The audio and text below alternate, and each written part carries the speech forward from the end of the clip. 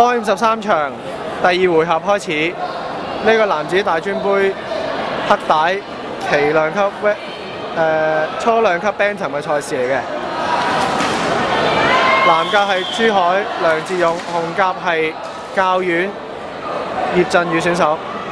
比數係紅一藍一，雙方各被卡分。頭先雙方都係再被警告一次嘅。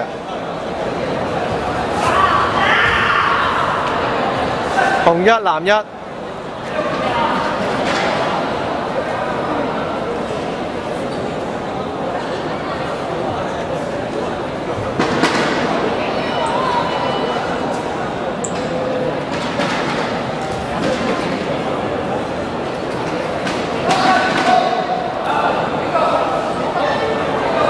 雙方係再被警告多一次。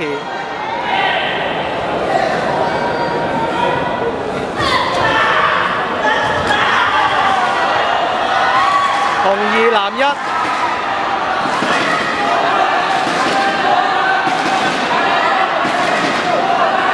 比數紅二藍一，葉振選手稍為領先。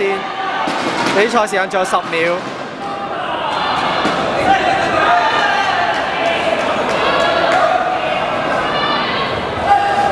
做咩啊？第2回合結束，比數係紅2藍1。頭先裁判係喺比賽未結束嘅情況之下暫停比賽。